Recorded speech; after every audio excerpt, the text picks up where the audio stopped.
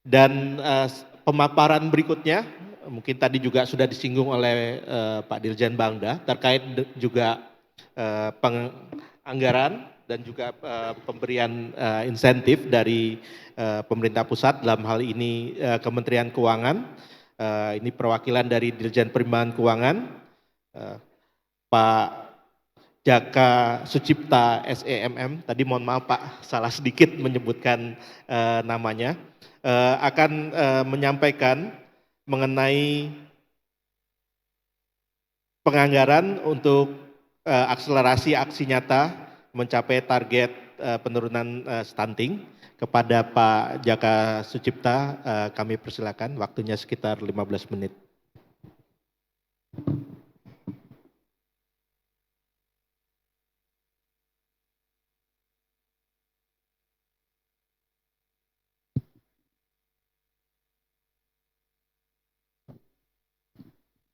Tes. Baik. Assalamualaikum warahmatullahi wabarakatuh. Selamat siang, Bapak-Ibu sekalian, Bapak Deputi yang saya hormati, Pak Moderator, Bapak Ibu narasumber, Bapak Ibu peserta Rakontek Stunting yang hadir pada hari ini. Jalan-jalan ke Jakarta, jangan lupa ke Pasar Ikan. Bapak Ibu tahu Pasar Ikan di mana? Di Jakarta Utara sana. Di sana ada emping yang siap dimakan. Bapak Ibu sekalian, anggaran sudah kami berikan, saatnya stunting harus kita turunkan. Ya, terima kasih. Jadi tadi Pak Kepala BKKBBN sudah menyinggung di pembukaan bahwa sebenarnya bicara penurunan stunting ini terkait dengan anggaran. Nah, anggaran ini sebenarnya sudah cukup gitu ya, sudah kita berikan kan gitu. Nah, bagaimana kemudian tinggal kita berkinerja untuk menurunkan stunting ini. Mungkin langsung slide ke-4 saja, silakan. Jadi Bapak-Ibu sekalian, tadi sudah banyak disampaikan bahwa angka stunting kita turun mulai tahun 2014 sampai dengan tahun ini. Nah, rata-rata penurunan itu adalah sekitar 2,02% ya. Nah, untuk penurunan 2,02 itu membutuhkan anggaran sekitar 30 triliun.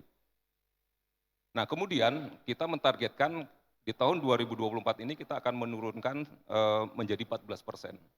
Artinya akan turun sekitar 3,8 triliun.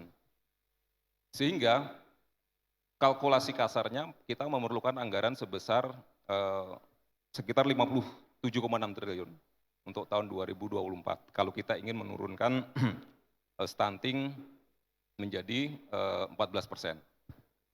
Nah, kita sudah banyak memberikan anggaran, kami di Kementerian Keuangan sudah memberikan banyak anggaran, baik itu melalui kementerian lembaga, melalui transfer ke daerah, dan juga melalui dana desa.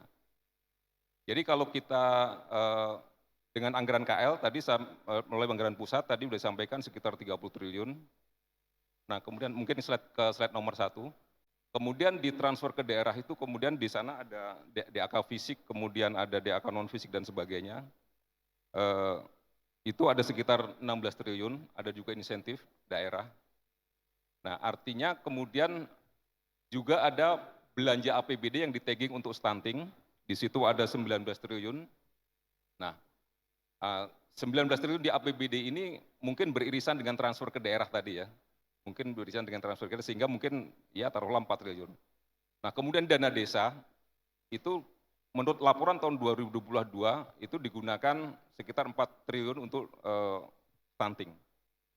Jadi artinya secara total tahun 2023 ini saja anggaran stunting itu sudah mencapai sekitar 53 triliunan lah kira-kira segitu. Sehingga nanti untuk 2024 tentunya akan naik lagi mencapai lebih dari 57 triliun. Nah, sehingga harusnya berbicara dengan target penurunan stunting menjadi 14% tadi, harusnya itu bisa tercapai. Nah, kira-kira seperti itu. Nah, tentu Bapak Ibu sekalian, ini tergantung kita semua, bagaimana kemudian kita bisa menggunakan anggaran ini secara baiklah, kira-kira seperti itu ya. Nah kemudian persoalannya adalah apakah kemudian kita sudah melakukan menggunakan anggaran ini dengan baik. Nah di slide berikutnya, kalau kita bicara realisasi anggaran yang dari 30 triliun tadi, ini realisasi sampai saat ini adalah 22,7 triliun, artinya sudah sangat bagus lah, di atas 70% ya, kira-kira begitu. Jadi banyak digunakan untuk, silakan mungkin nanti intervensi baik yang spesifik maupun yang sensitif maupun pendukung di situ. Jadi artinya realisasinya sudah sangat bagus. Nah termasuk juga yang terkait dengan transfer ke daerah. Nah kemudian yang menjadi masalah, menjadi PR mungkin untuk Bapak Ibu sekalian adalah yang terkait dengan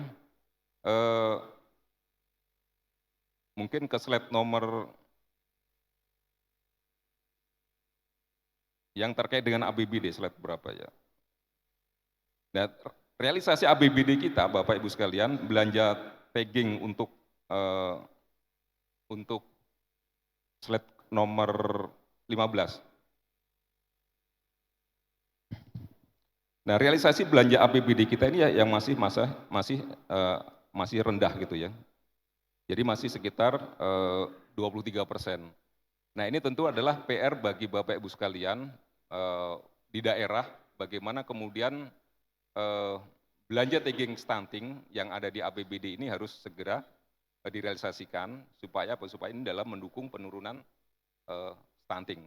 Kira-kira seperti itu. Nah, ini sebenarnya PR bersama kita, kira-kira. Jadi dari segi anggaran saya pikir sudah ada, tapi bagaimana kemudian kita mengeksekusi anggaran. Jadi anggaran APBD cukup besar, jadi mencapai 19 triliun.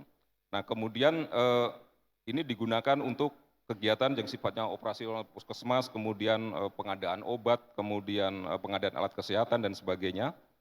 Juga pengadaan untuk pengelolaan pelayanan gizi dan masyarakat, kemudian untuk penanganan sampah dan sebagainya yang sifatnya itu mendukung.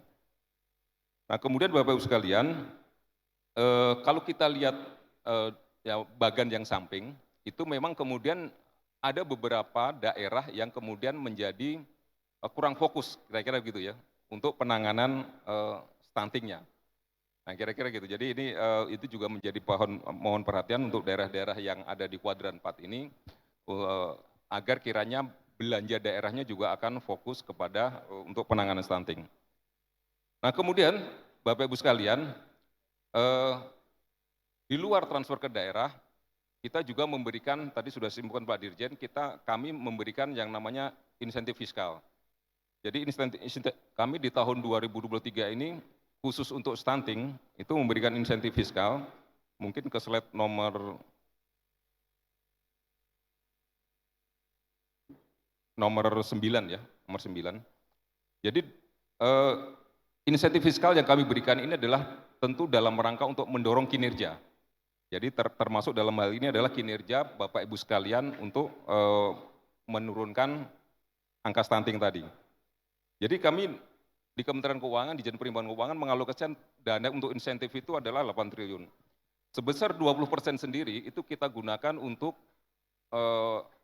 mendorong penurunan stunting, untuk kita berikan dalam rangka insentif untuk daerah-daerah yang berkinerja baik dalam penurunan stunting, baik kinerja tahun sebelumnya maupun kinerja tahun berjalan.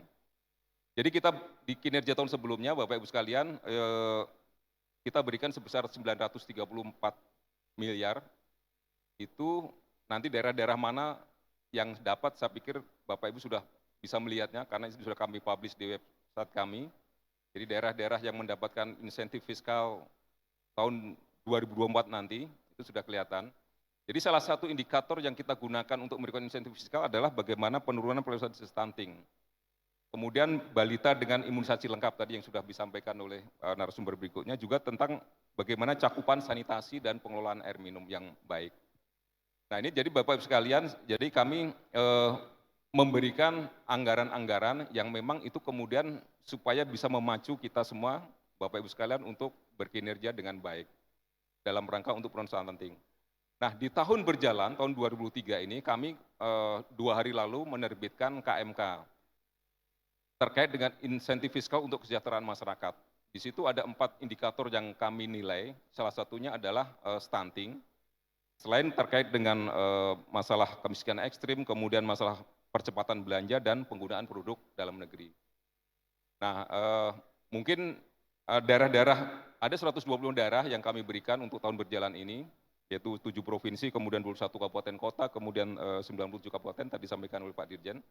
Inilah yang kami nilai di tahun ini punya kontribusi yang sangat besar dalam menurunkan stunting. Maka kemudian kita berikan alokasinya, insentif fiskal. Mungkin sebagian dari Bapak Ibu sekalian penerima ini besok akan diberikan akan dipanggil dan diberikan langsung penghargaannya oleh Bapak Wakil Presiden. Nah, ini dari Bapak Ibu sekalian artinya apa? Dari segi penganggaran ini kita sudah sangat komit sebenarnya untuk mendorong penurunan stunting ini. Nah, kemudian tadi juga sempat disinggung terkait dengan dana desa. Dana desa Bapak Ibu sekalian, memang kita tidak mengcapping anggaran dana desa untuk stunting, seperti halnya misalkan harus minimal 20% untuk BLT, misalkan seperti itu. Tapi bahwa dana desa yang notabene-nya ini adalah dana yang langsung bisa digunakan karena stunting itu biasanya ada di kampung, ada di desa, ini adalah bisa diintervensi langsung dengan menggunakan dana desa ini.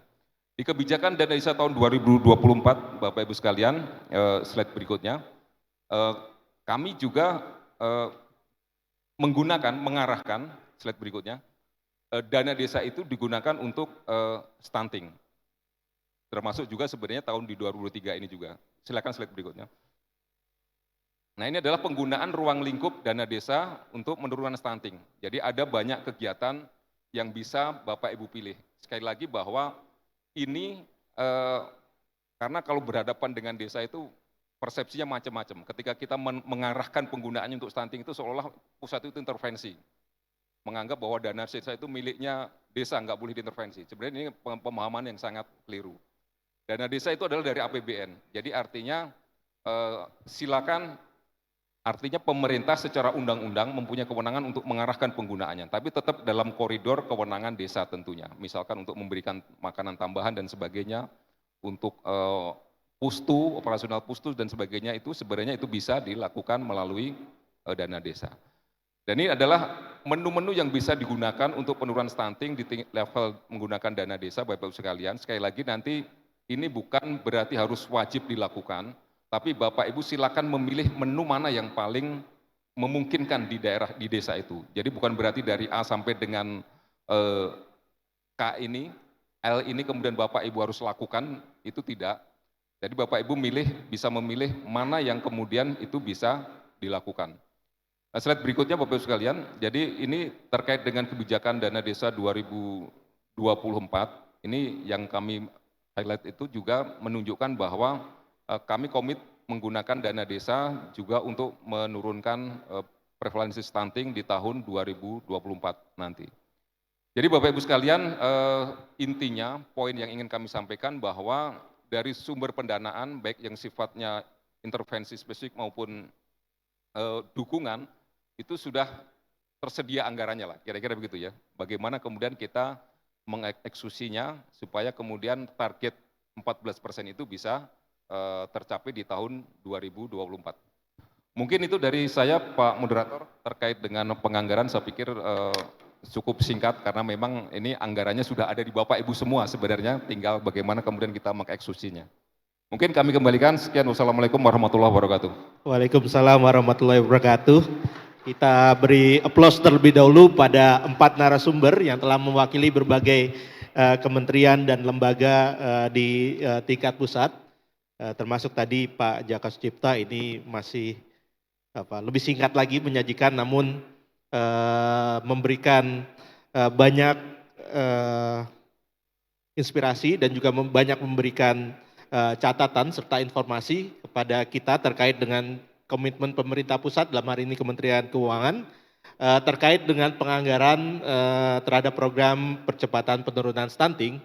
Tadi kalau disebutkan proyeksi untuk menurunkan hingga 3,8% setahun, itu membutuhkan sekitar 57,6 triliun. bukan hanya anggaran pusat, tapi juga bisa daerah hingga sampai tadi juga ada anggaran dana desa juga bisa dimanfaatkan dengan program percepatan stunting.